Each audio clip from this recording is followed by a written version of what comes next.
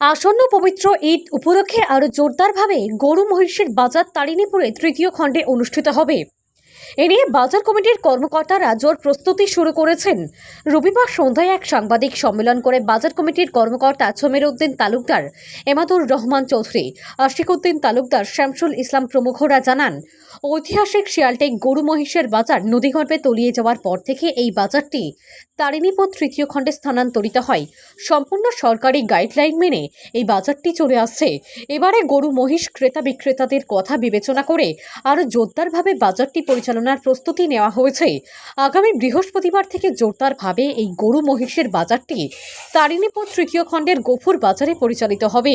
এ নিয়ে বিভিন্ন ব্যবসায়ীদের সাথে যোগাযোগ করা হয়েছে, তারা বাজার করতে এখানে আসবেন। তাই প্রত্যেক ক্রেতা বিক্রেতাদের বৃহস্পতিবার এখানে এসে গরু মহিষ ক্রয় বিক্রয় করার জন্য আহ্বান জানিয়েছেন বাজার কমিটির কর্মকর্তারা।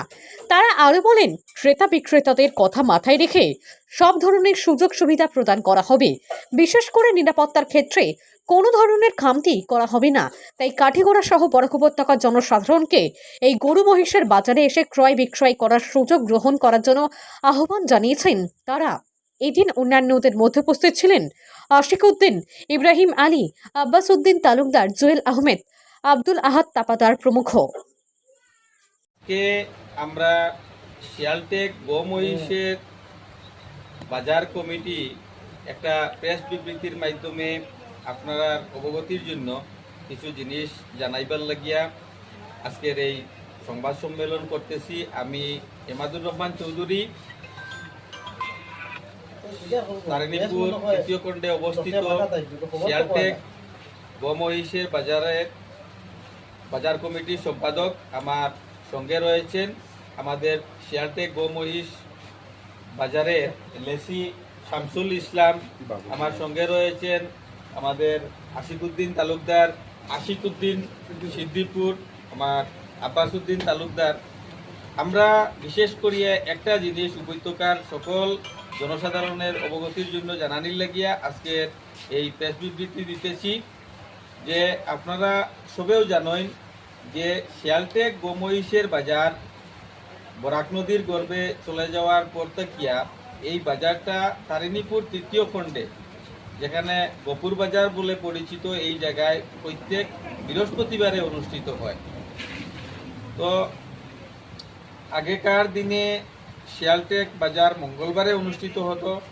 এই শিফটিং হওয়ার পর থেকিয়া আমরা এখানে বৃহস্পতিবারে গো মহিষের বাজার অনুষ্ঠিত হয় এবং আমরা প্রত্যেকে জানি যে সামনে ঈদ আছে এবং যেহেতু এই ঈদে গবাদি পশু ক্রয় করা আমাদের খুবই দরকার, অতএব প্রত্যেকের সুবিধার্থে আমরা আরও উৎসাহ উদ্দীপনা নিয়ে এলাকার প্রত্যেক গো মহিষ ব্যবসায়ী এদের সঙ্গে যোগাযোগ করিয়ে এক সুন্দরভাবে আমরা এই বাজার পরিচালনা করতেছি এবং আজকের এই বিবৃতির মাধ্যমে আমরা উপত্যকার সকল জনসাধারণকে জানাইতেছি যে আপনারা আগামী বৃহস্পতিবার থেকে প্রত্যেক বৃহস্পতিবার আমাদের এই বাজারে উপস্থিত হয়ে আপনারা গো মহিষ, ছাগল, মুরগ ইত্যাদি ক্রয় বিক্রয় করতে পারবেন। আমাদের এখানে আমরা কমিটির পক্ষ থেকে প্রত্যেক জনসাধারণের প্রতি খুবই যত্নশীল থাকি এবং এখানে পৌঁছতে আমাদের এদিকে বরকলা রানীঘাটের রাস্তা দিয়ে হোক বা চৌরঙ্গীর থেকে বাই রোড আমাদের এখানে পৌঁছা খুবই সহজ।